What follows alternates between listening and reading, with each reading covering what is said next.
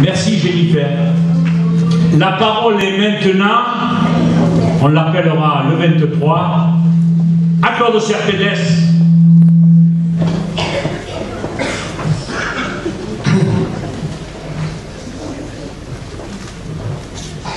Monsieur le député, messieurs les conseillers généraux, madame la représentante d'Europe Écologie Les Verts, mesdames, messieurs, chers amis, je voudrais d'abord vous remercier, vous, monsieur le député, vous, messieurs les conseillers généraux et madame la représentante d'Europe Écologie Les Verts, pour votre présence ce soir à ce meeting et à votre soutien tout au long de cette campagne pour les élections municipales 2014. Je voudrais ensuite remercier un certain nombre d'amis qui nous honorent de leur présence ce soir et mille excuses pour ceux nombreux que je ne citerai pas, mais qui ont toute leur place parmi nous dans ce combat pour rendre à notre beau village son allant et sa fierté. Donc un grand merci à Yves et Laurence Baldi, Yves Baldi, le maire de Laval-Pradel, Serge Bord, le maire de Saint-Julien-les-Rosiers, Jean-Pierre César, l'ancien élu de Saint-Martin qui soutient notre liste maintenant, monsieur et madame Ragusi ainsi que monsieur et madame Tichet, nos anciens instituteurs, directeurs d'école, les chefs d'entreprise, monsieur Nasser Chérif et monsieur Toledo, le directeur de la CLEN, monsieur Michel Malplat, ainsi que notre bientôt officier des sapeurs-pompiers, Philippe Santos. En cette journée internationale des droits des femmes, et après avoir écouté Jennifer, notre jeune et sympathique colistière, qui avec émotion et courage a retracé le combat inlassable, difficile, mais combien émancipateur des femmes pour un monde meilleur, une société plus juste, une vie débarrassée des dominations patriarcales, je voudrais à mon tour rendre hommage à toutes ces femmes, illustres ou inconnues, qui par leur action, leur mobilisation et leur opiniâtreté ont fait avancer l'humanité vers des jours meilleurs. Je ne citerai que 4 de ces femmes qui ont fait l'histoire. Marie Curie, polonaise d'origine, qui par la reconnaissance de ses travaux a permis de faire des femmes les égales des hommes dans les matières scientifiques. Daniel Casanova, héroïne de la résistance, assassinée par les nazis, qui a montré la voie du combat pour la liberté à ces millions de femmes opprimées du seul fait de leur sexe. Simone Veil, qui malgré une société hostile, a permis aux femmes de pouvoir disposer de leur corps et s'affranchir de tous les obscurantismes religieux et machistes. Ce combat est malheureusement toujours d'actualité. Adrienne Horvat, notre AD, la mère de la Brèche, une des premières femmes députées du Gard, qui par son investissement personnel a démontré que travail et rigueur de gestion peuvent et doivent s'allier avec cœur et humanisme. Nous pouvons nous servir de ces exemples pour aller encore et toujours plus loin vers l'égalité entre hommes et femmes. Nous voici donc à 15 jours du premier tour des élections municipales. Et quel plaisir de vous voir si nombreux à avoir répondu à notre invitation ce soir à ce meeting, non pas de fin de campagne, mais de mobilisation des énergies, de multiplicateurs d'initiatives, d'accélérateurs d'idées. Depuis 6 ans maintenant, l'association Clarté et Démocratie est à vos côtés pour vous informer de la situation municipale, solliciter votre intelligence individuelle et collective afin d'élaborer un projet, construire avec vous un programme, votre programme, pour vivre mieux et ensemble dans notre beau village. Il en a fallu du courage aux 6 élus d'opposition que nous étions, Lucille, Nordine, Sylvain, Michel, Gérard et moi-même, pour défendre les intérêts de chacun et de toutes les Saint-Martinoises et de tous les Saint-Martinois. Il en a fallu du courage lors des conseils municipaux pour affronter les sarcasmes et colibés de l'équipe Marot-Elki, soudée comme un seul homme pour bafouer les droits les plus élémentaires des élus du peuple. À ce propos de colibés, il semblerait que M. Marot distille à tout va que nous avons la volonté de rejoindre le pays grand combien. Alors, monsieur le maire, monsieur le président du pays grand combien, vous n'êtes pas sans savoir qu'on ne peut pas être patron et employé. Et comme je compte bien que vous m'employez encore longtemps, vous n'aurez pas l'honneur de recevoir la demande de Saint-Martin pour adhérer au pays grand combien.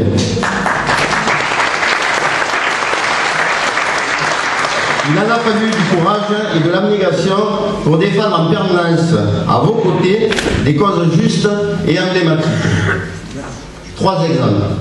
La régularisation de la famille Mikoelian, avec l'organisation de multiples initiatives avec la Ligue des droits de l'homme et Réseau Éducation sans frontières, et un élan de solidarité rarement atteint chez nous. Le deuxième exemple, l'éradication de la décharge des 4 chemins, ce chancre qui défigure notre belle commune, là aussi avec de nombreuses initiatives, allant jusqu'au dépôt de plainte en cours d'instruction. À ce sujet, là aussi, nous avons appris hier que le président du tribunal administratif avait clos l'enquête, malgré le fait que depuis bientôt 1 an, le maire avec son avocat demande des délais supplémentaires pour répondre à notre dossier et qu'il n'a toujours pas répondu. Ça veut dire qu'en gros, on paye un avocat pour gagner du temps, c'est encore la marque d'une gestion de droit. Enfin, la défense des personnes lésées lors de la mise en place du plan local d'urbanisme, avec le rétablissement dans ses droits d'une famille spoliée par la municipalité passée, et je salue la présence ce soir de ces personnes. La liste qui vous a été présentée par notre conseiller général Jacques Valli est porteuse dans sa diversité, des valeurs de la gauche progressiste et émancipatrice, des valeurs de la République, que sont le partage, la fraternité et le progrès social. Vous l'aurez remarqué, cette équipe est jeune et dynamique, notamment pour ceux qui seront aux premières responsabilités dès que vous aurez décidé et fait en sorte que nous soyons élus. Jeunes mais tout autant expérimentés, avec une addition de compétences et de talents, à même de donner un vrai élan à notre village. Et d'un élan, notre village en a bien besoin, endormi qu'il est maintenant depuis des années. Endormi dans sa vie sociale, endormi dans sa vie républicaine, endormi dans sa vie festive et culturelle. Et c'est bien autour de ces problématiques que notre projet du vivre ensemble s'est peu à peu mis en place, s'est forgé un vrai caractère et s'est finalement imposé à tous comme fédérateur des énergies. Notre projet, c'est votre projet, car il a été écrit par des centaines de mains au gré de nos multiples rencontres tout au long de ces 6 dernières années.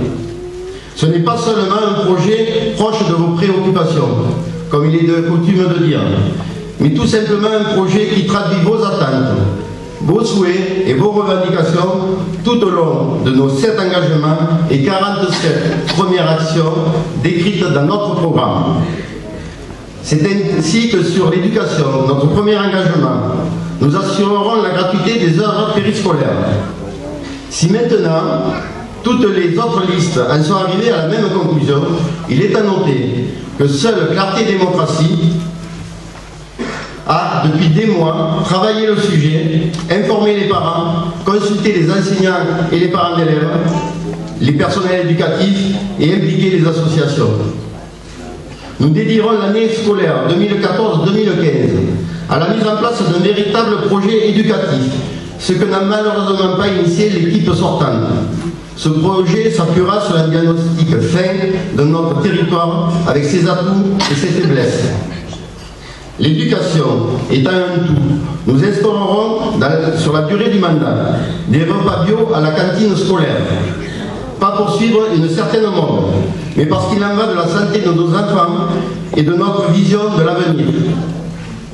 Des animations, notamment autour du conte ou encore de l'environnement, viendront rythmer les journées de la médiathèque qui deviendra le pivot de la politique culturelle municipale.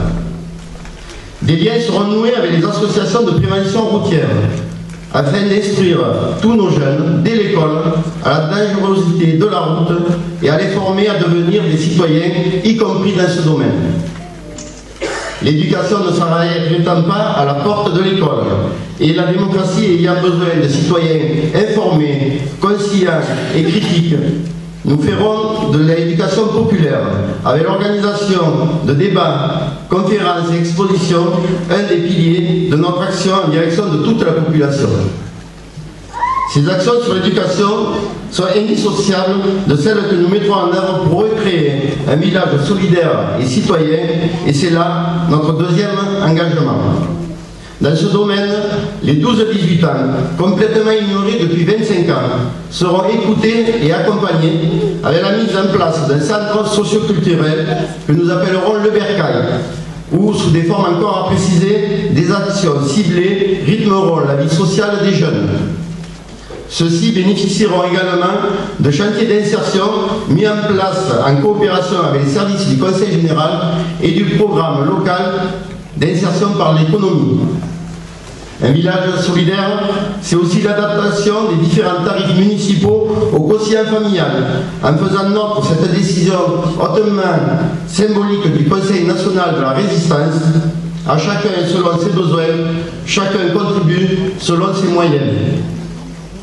La semaine bleue, en direction des seniors, ne se résumera pas à un goûter, ici même le samedi après-midi, mais sera agrémentée de conférences, animations, excursions et divertissements divers. La mise en place de la collecte des bouchons de bouteilles plastiques permettra, en partenariat avec l'Association des paralysés de France, de venir en aide aux personnes à mobilité réduite par le financement d'équipements nécessaires à leur vie sociale. L'installation du Conseil des sages, composé de personnes volontaires et expertes en tout domaine, viendra compléter la création des comités de quartier, le tout pour multiplier les lieux de réflexion, d'expertise et d'aide à la décision.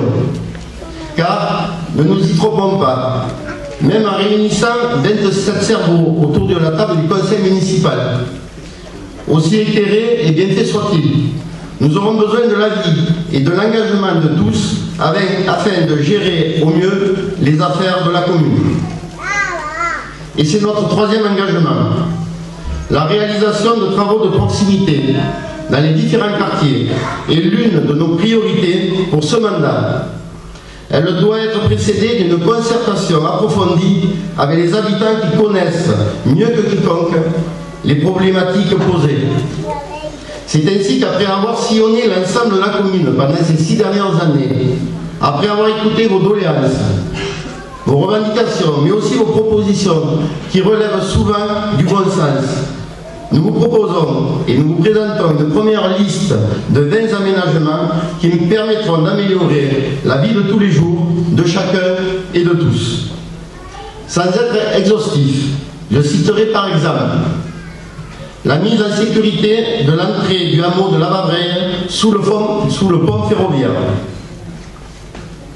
la réalisation du tout à l'égout rue Basse à Drugue, le traitement des mauvaises odeurs du tout à l'égout là aussi et encore, rue Jean Jonot à Carmen-Panen, la pose d'un grillage entre la voie ferrée et le parking du Soulier pour assurer la sécurité des enfants, la réfection du trottoir à La Royale, et vous pouvez vous rendre compte qu'il y en a besoin. L'interdiction du transit au poids lourd sur le chemin de Tamaris entre le cimetière et la déchetterie pour assurer la sécurité des riverains et permettre à la route de tenir un peu plus longtemps. L'aménagement de trottoirs route de Villefort pour le cheminement des enfants comme des adultes vers l'arrêt de bus. L'aménagement de la route de Saint-Julien en coopération avec les services du Conseil général, comme celui du chemin de la Draille, avec les intersections des chemins de la Jasse, de la Fabrique, du Petit Devois et l'entrée des lotissements des Rosiers. Nous solliciterons le Conseil général dès notre élection pour une réunion technique. Les aménagements hydrauliques des lotissements du Grand Devois, qui sous la houlette de mon ami Gérard Pécon seront enfin réalisés, après 25 ans passés à faire des promesses. l'élimination des rejets d'eau usée dans le gravieux à Camon. Et quand on sait qu'on se baigne 2 km dessous à l'Esplage, me semble-t-il, il a besoin d'y travailler.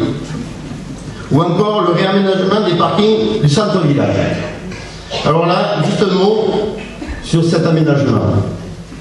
Devant la grogne persistante et justifiée des commerçants, des riverains et des parents d'élèves, et après avoir pris connaissance de notre projet, qui suite à une étude précise, prévoit 10 places supplémentaires en modifiant les trottoirs le long de l'esplanade, nos listes concurrentes se sont vues obligées de reprendre cette proposition dans leur programme.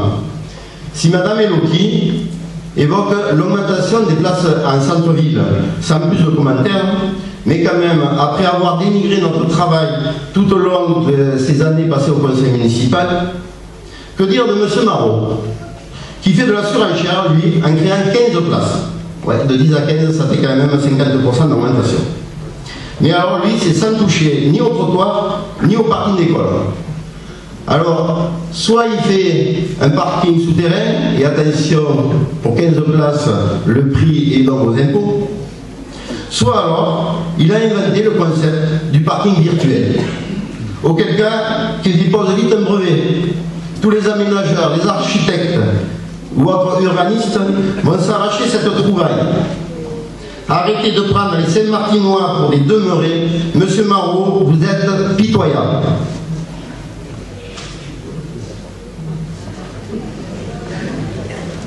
Excusez-moi. Pour la sécurité, et c'est notre 4e engagement, vous êtes déjà plus d'un millier à avoir signé la pétition pour l'affectation de 6 gendarmes de plus sur la communauté de brigade Salindre-Saint-Martin. Et pour ceux qui ne l'auraient pas encore signé, mes colistiers se tiennent à votre disposition à la fin du meeting pour pouvoir la signer. Interpellé par notre député Fabrice Verdier, le ministre de l'Intérieur a diligenté une étude dont les résultats dépendront, n'en doutons pas, de l'ampleur de la mobilisation des Saint-Martinois et de leurs voisins tout autant concernés. Et là, je pense notamment à la commune de Saint-Julien-Rosier et du maire Serge Bord qui a initié la même pétition que nous.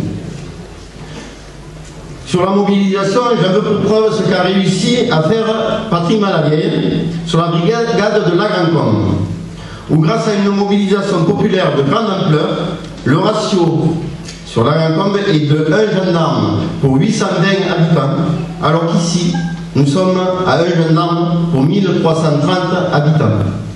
Comme quoi, les mobilisations de grande ampleur permettent d'obtenir satisfaction. Si des caméras devant 3 magasins du centre-village, le tout pour 35 000 € tout de même, peuvent rassurer un tant soit peu les commerçants qui ont eu à subir des cambriolages, tout le monde est bien conscient qu'il n'est ni possible, ni souhaitable de surveiller les 2100 habitations de notre village. Il s'agit bien de remettre les moyens humains nécessaires à la sécurité de chaque Saint-Martinois, sécurité qui doit rester sous la responsabilité de l'État, avec comme obligation l'égalité de traitement de tout citoyen. La présence des gendarmes, nous le savons aussi, ne résout pas tous les problèmes. C'est pourquoi il nous faudra travailler en coopération avec les éducateurs de rue afin de mieux cibler les besoins de ces adolescents et jeunes adultes, afin de limiter les problèmes inhérents au désordre et à l'effet de groupe. Des chantiers vacances contre travail seront organisés en faveur de ces jeunes avec comme objectif premier leur socialisation. Nous n'oublions pas non plus la sécurité routière qui, outre les aménagements décrits plus avant, verra l'implantation de radars pédagogiques. Les informations délivrées permettent une meilleure prise en compte de l'usager de la route par l'usager de la route des limitations de vitesse. Venons-en à notre 5e engagement, l'environnement. L'insécurité, c'est aussi le danger que fait peser sur les riverains les plus proches, dont l'école des Escarieux, la décharge des 4 chemins. Ce chancre de la gestion de la municipalité passée sera traité de manière énergique. Dès les premiers jours de la nouvelle mandature, un arrêté municipal sera pris obligeant à l'évacuation de cette décharge dangereuse et illégale. Il s'adressera à Alès Aglo, propriétaire des terrains, et ce, quel que soit le nom du futur président, en dehors de tout copinage. Les 50 maires actuels d'Alès Aglo, ainsi que tous les vice-présidents, et vous avez vu, ils sont nombreux, ont reçu le dossier complet retraçant tous les temps forts de ce scandale. Les principaux candidats au poste de président d'Alès Aglo sont informés de la situation. Personne ne pourra invoquer sa méconnaissance du dossier et se réfugier derrière l'excuse de l'héritage. L'évacuation systématique des décharges sauvages, avec recherche tout aussi systématique des auteurs du délit et la surveillance, la protection et l'entretien des cours d'eau seront réguliers. Le contrôle s'effectuera également au niveau du bruit émis par les bolides qui tournent sur le pôle mécanique. La police municipale sera appelée à faire respecter la limitation du bruit ainsi que les plages horaires d'ouverture des circuits, ce qui n'est pas fait actuellement. À terme, nous prendrons les dispositions pour abaisser les seuils sonores acceptés sur le pôle. Et malgré ce que disent certains, il n'est pas question qu'on demande la fin du pôle mécanique. La généralisation du tri sélectif des emballages ménagers aura comme corollaire l'amélioration de l'esthétique et le nettoyage régulier des conteneurs à ordures ménagères. Nous travaillerons au déménagement du quai de transfert des ordures ménagères situé carrière de l'Évan sur la route de Villefort. En effet, il n'est plus supportable que les bennes à ordures ménagères fassent des allers-retours par la rue principale du village alors que le site de traitement se trouve à Salem et qu'une meilleure localisation de ce quai permettrait, en plus d'une amélioration de la qualité de vie en centre-village, de substantielles économies de transport pour Alès Aglo. La place libérée pourrait servir à la relocalisation de la déchetterie qui devra être agrandie au vu des nouvelles normes du tri des différents déchets. Alès Aglo n'ayant pas mis en place le programme local de prévention des déchets, pourtant obligatoire depuis le 1er janvier 2010, et le Grenelle de l'environnement, nous prendrons en compte un certain nombre d'actions dans ce domaine afin de montrer l'exemple et inciter Alès Aglo à se mettre en conformité avec la loi. Toujours dans l'esprit d'associer le maximum de ces Martinois à toutes ces actions en faveur de l'environnement, nous participerons aux Journées nationales de l'environnement. Elles associeront les différentes écoles, les associations, les personnels municipaux et tous les Saint-Martinois volontaires. Tout ce qui contribue à faire vivre notre village sera au centre de nos préoccupations. Et c'est là notre 6e engagement. C'est pourquoi la création d'un comité des fêtes réunissant élus, associations et bénévoles sera une des premières missions de l'élu en charge du dossier. Des animations simples et peu coûteuses, comme du cinéma de plein air, des terrasses musicales ou encore une course à pied permettront d'animer régulièrement notre village. À ce sujet, nous venons d'apprendre, là également par la bande, que le carnaval était purement et simplement annulé cette année. C'était la seule fête populaire gratuite du village. Alors, pourquoi a-t-elle été annulée? On nous dit que la maladie contractée par le carnaval, ce sont les élections municipales. On ne peut pas faire le carnaval parce qu'il y a les élections municipales. Ceci est quand même bizarre, puisque 15 jours après ces mêmes élections, il est prévu le goûter des personnes âgées de ne pas avoir la même maladie. Entre autres, il faut quand même aussi se dire que les élections municipales n'ont pas arrêté les indemnités des élus. Une véritable saison culturelle, en partenariat avec le Conseil général et la Direction régionale des affaires culturelles, permettra de dynamiser l'utilisation de cette salle qui sera mise gratuitement à disposition des associations communales. Cette saison culturelle intégrera le Festival Galles, festival avec comme thème la parole. Là aussi, ce choix n'est pas anodin, car il permet d'associer le maximum de Saint-Martinoises et de Saint-Martinois à ce projet. Du centre de loisirs aux écoles, des clubs de personnes âgées à la maison de retraite, toutes les générations et toutes les professions, au bar de la mairie, comme dans la rue, comme dans cette salle. Tout le monde pourra participer et aura sa place dans ce festival.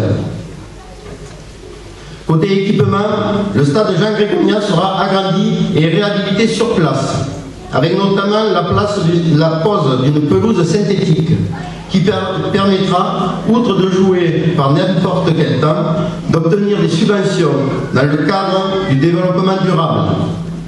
Monsieur le député et messieurs les conseillers généraux, vous pouvez compter sur moi pour vous tirer par la manche, pour accompagner financièrement ce projet qui est primordial pour la plus grande association de Saint-Martin et ses plus de 200 licenciés.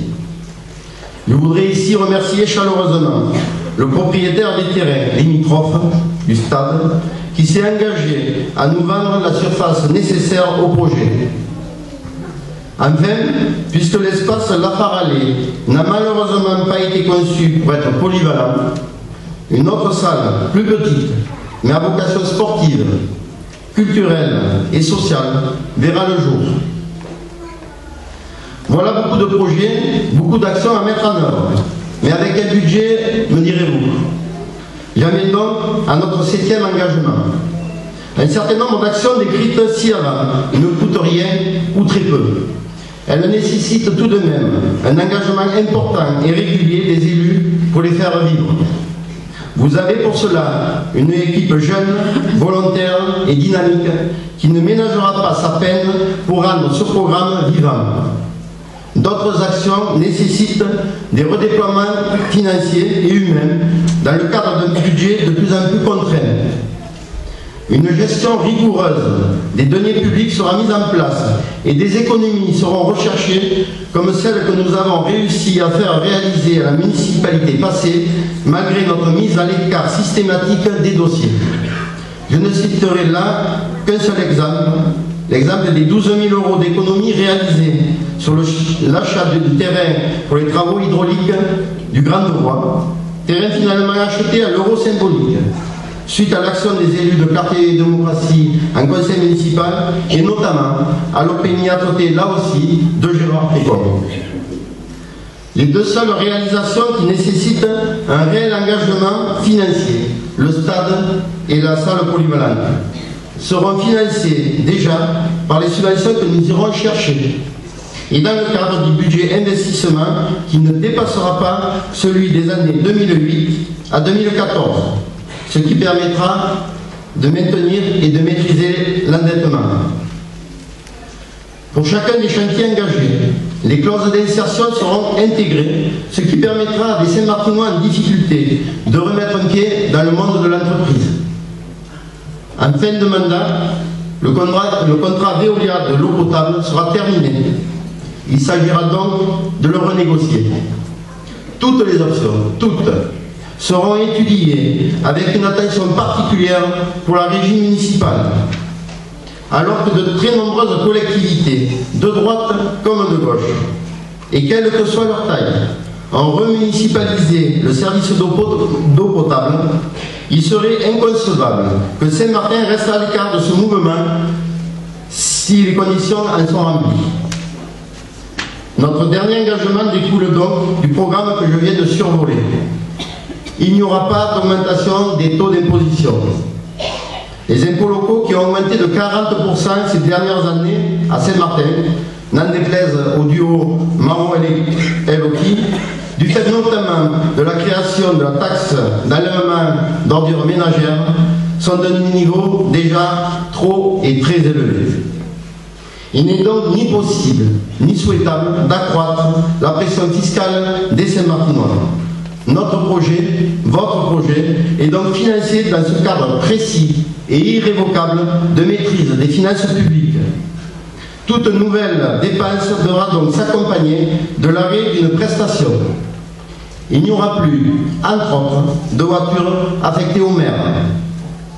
Le plus souvent, les nouvelles dépenses dépendront d'économies à réaliser. Et là aussi, la liste, tous, nous ne manquons pas d'idées. Mesdames et messieurs, chers amis, voilà tracé un peu trop longuement peut-être le projet et le programme que nous vous proposons pour les 6 années à venir. Un projet mûri au contact des réalités saint-martinoises. Un projet débarrassé de toute promesse électoraliste non réalisable. Un projet réaliste et financé qui a pour finalité le mieux vivre ensemble. Martin Luther King disait « Nous devons apprendre à vivre ensemble comme des frères, sinon nous allons mourir ensemble comme des idiots. » Certes, le projet que nous vous proposons n'y suffira pas, mais il peut y contribuer et nous vous proposons de faire partie de cette aventure. Nous en appelons à l'intelligence individuelle et collective des Saint-Martinois pour bousculer les habitudes, pour sortir de la morosité, pour basculer dans l'optimisme. Nous vous proposons de prendre votre part dans ce combat pour que notre village retrouve son allant, sa joie de vivre, son éclat. Nous vous sollicitons pour que vous soyez les ambassadeurs de la liste Clarté et Démocratie auprès de vos parents, vos voisins, vos amis et connaissances. Mais ne nous y trompons pas, ce ne sera pas facile. Et pour cause, nous avons l'intention de sortir notre village de la torpeur dans laquelle il se languit. Cela va faire 25 ans que Marot l'endormi trône au conseil municipal de Saint-Martin. C'est déjà trop. Oui, ce sera dur, parce que notre projet est ambitieux. Oui, ce sera dur, parce qu'ils sont aux manettes et qu'ils se disputent pour les garder. Ce sera dur parce qu'ils sont emplis de haine pour ceux qui ne pensent pas comme eux. Ce sera dur parce qu'ils n'ont pas peur du mensonge. Oui, ce sera dur, mais à vaincre sans péril, on triomphe sans gloire. Rien n'est joué. Il nous reste 2 semaines pour convaincre. Il nous reste 2 semaines pour ensemble faire gagner Saint-Martin. C'est pourquoi aujourd'hui, nous nous présentons à vous avec humilité, mais nous nous présentons, excusez-moi, sans vous, rien ne sera possible. Nous avons besoin de vous, Saint-Martin a besoin de vous. Nous vous invitons à participer à la victoire de l'intégrité, de la compétence et du dynamisme. Alors le 23 mars, votez et faites voter Clarté et Démocratie. Vive Saint-Martin de Val-Gall.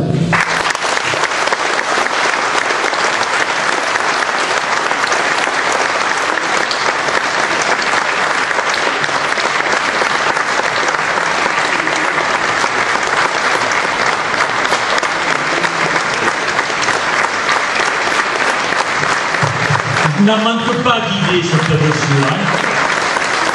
Simplement, c'est ceux qui, parce que j'ai vu que tu as parlé de la gendarmerie, et vous avez, s'il y en a qui ont participé à l'inauguration de la gendarmerie il y a quelques jours de cela, monsieur le maire, publiquement, alors que moi je n'avais pas la parole, s'est tourné vers moi publiquement en disant « Jackie, tu m'as rien donné pour faire la traversée de Saint-Julier ». De Saint-Martin, excusez-moi. Eh oui, mais moi j'ai 2 cœurs, un Saint-Julien et un Saint-Martin. Et ce à quoi je lui ai dit, il y avait mon collègue le député d'ailleurs qui l'a repris derrière. Alors je veux simplement vous dire, chers amis, que la semaine dernière, à la commission permanente, nous avons voté pour la traversée de Saint-Martin 54 000 €. Alors je vous le dis tout de suite, ces 54 000 €, je ne les ai pas donnés à Marot. Hein. Je les ai donnés pour que ça coûte moins cher au Saint-Martin.